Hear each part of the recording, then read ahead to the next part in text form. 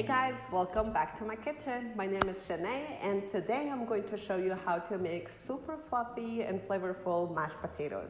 It's one of my favorite things to eat and I cook it quite often, and that's why I keep it as simple as possible. I'm going to share with you a few tips how to make perfect mashed potatoes every time. Specifically, I'm going to share with you how to prevent gummy, gluey mashed potatoes that nobody wants. And at the end of the video, I will share how to store, reheat, and even freeze mashed potatoes. If you're making it for company, for Thanksgiving, you can also make it ahead, and I'm going to share all that tip at the end of the video, so stick around. Before we start cooking, I would like to talk about potatoes first, because choosing the right potatoes is very important for making perfect mashed potatoes. There are three types of potatoes: starchy, waxy, and somewhere in between. Waxy potatoes are not ideal for making mashed potatoes because they tend to become gluey and gummy. Starchy potatoes, on the other hand, they're low on moisture and they are ideal for mashed potatoes because they absorb all the milk and butter so beautifully and become super delicious. And other potatoes, like somewhere in between, or combination of starchy and waxy potatoes, would be also ideal. One of the examples of starchy potatoes is good old russet potatoes. Russet potatoes are great, and also my favorites are German butterball and Yukon Golds are also great. So let's get started. Here I have 2 pounds of potatoes chopped into 2-inch cubes. Cutting them in fairly same size potatoes cooks them evenly and faster. And I have some butter and salt and garlic powder and mayo and black pepper. Oh, I forgot roasted garlic that I have in the fridge. I'll bring it out later. And what I will do is we'll go ahead and cook the potatoes. One key important information is we want to cook the potatoes in the water at the same time. You don't want to boil the water first and throw in potatoes into the boiling water, because that way it cooks the potatoes unevenly. If you put everything in the pot all together and bring it to boil all at the same time, the potatoes will cook all the way throughout evenly. And then make sure to put the salt and garlic powder into the cooking water. Another very important point is you want to cook the potatoes in the salty water. Otherwise, no amount of salt added later on won't make up that flavor. So potatoes really love salt, so make sure to add plenty of salt. And then we're gonna cook it until the potatoes are fork tender for about 25 minutes. And don't boil it on a rapid heat. When it comes to the boil, turn the heat down to medium high, and then simmer it until the potatoes are cooked through.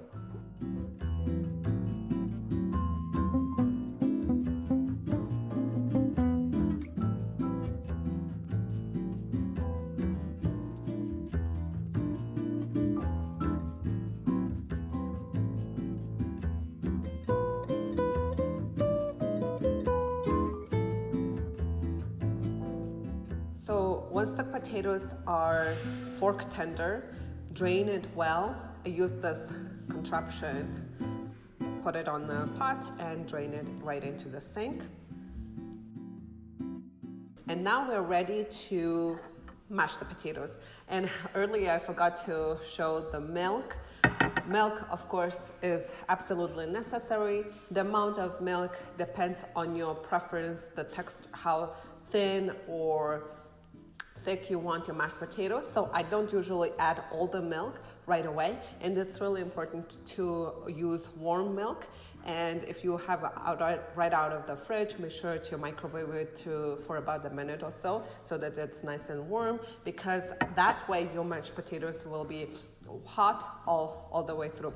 And another important key point to prevent gummy potatoes is to start mashing them right away, as soon as they're cooked. Don't wait for it to cool down, because then you will get really weird gummy gluey texture. If you haven't tried that kind of potato, lucky you, because it's really, really not good. So what I'll do is we're going to add the milk just a little bit, and then add butter. I have roasted garlic. It's amazing. Adds really, really good roasted garlic flavor. It's really easy to roast garlic, by the way. If you need a tutorial, check out my website. I have a tutorial on it. Now, my secret ingredient for my mashed potatoes is mayo. You can add sour cream, cream cheese. I've tried them all, and my favorite is mayo, always. You won't taste mayo specifically, but you will have that, I don't know, a little something extra. It makes it really delicious. So I'm going to mash it up. I use this handy mashed potato tool, and I don't like, if you watch my cooking essentials video, you know I don't like wavy mashed potato masher. I like this one specifically because it mashes really nicely. Another important point to prevent the gummy mashed potatoes is not to overwork your potatoes. You don't want to use too much excess force. Basically, you don't want to use mixer. Like whenever I see someone using hand mixer to make mashed potatoes, it makes me cringe. Please don't do that. It overworks the starches in potatoes, and it gets really, really bad. Of course, people get good success with it. I'm not saying they can't, but you're risking the chance to overwork your potatoes and get gummy potatoes. That's all I'm saying. You feel very careful, and if it's your favorite way of making mashed potatoes, do you. But just keep that in mind, that if you're new to it, and you might easily overwork your potatoes and get really awful textured mashed potatoes. Anyway, so and then from here I decide whether I want more liquid or not. So I think mine is a little dry, so I'm going to add milk and keep on mashing.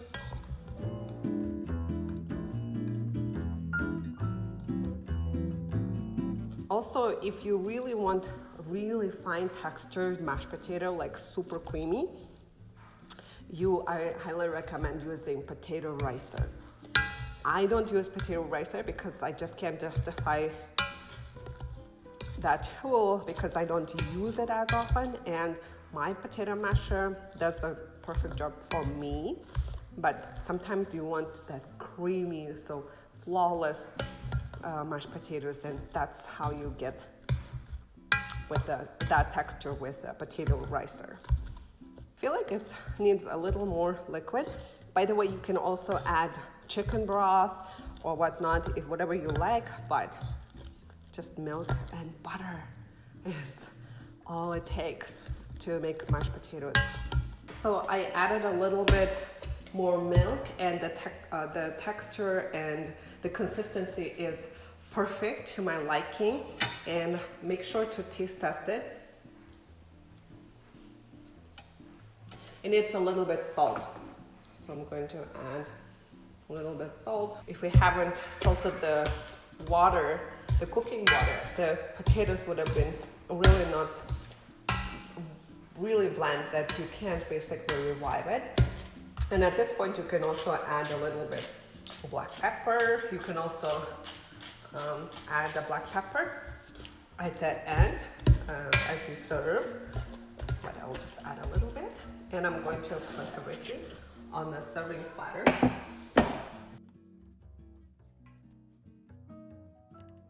Such an easy side dish for company and serving for dinner parties and whatnot, so I really hope you will give it a try. Now, let me talk to you about how to store mashed potatoes, and if you can freeze it, and how to reheat leftover mashed potatoes. You're gonna absolutely freeze mashed potatoes. Actually, I've read a lot of comments from people on the internet saying that mashed potatoes are not good for freezing, or even leftover reheated mashed potatoes don't taste good. And in fact, that's true. When you reheat it, they can get this grainy texture, like off-putting texture when you try it reheated. But reheating properly is the key here. When you're microwaving or reheating the mashed potatoes, it's important to stir while doing it. So like 2 minutes reheating, stir it, 2 minutes again in the microwave, and until it's really, really hot. And then another important thing is add a little more liquid like milk and butter, and then stir it well, and it will be just like new. If you would like to make a hack mashed potatoes for a company, a holiday, or whatnot, you can also use this loaded mashed potato casserole. It's amazing. You can make it ahead in a day in advance and pop it in the oven and bring it to piping hot again, and then you will serve it to guests and they won't even know that it was made the day before. That's how you reheat and freeze mashed potatoes. When you freeze the mashed potatoes, bring it to thaw it out in the fridge overnight, and then the next day you just go ahead and reheat it really well. That's what you do. And here's a bonus. If you have just a little bit mashed potatoes left over and you don't feel like eating reheated mashed potatoes, it's really fun to repurpose into loaded mashed potato cakes like this one. And also another option is to mix it with some ground beef and make my hand pies. Super delicious, perfect comfort food. I also have the recipe on it. You don't have to mix it with ground beef, but I like it with beef. You can just use mashed potatoes alone as a filling. And another great option is to make mashed potato croquette. Also uses ground beef, and then you basically make meatballs out of it. If you don't, my recipe doesn't deep fry, and it's perfect. So I really hope you enjoyed it. And if you've learned anything new from this video, I would love to read your takeaways. Please drop me a comment below and let me know what you learned new. Thank you so much for watching. Have a great day. Bye.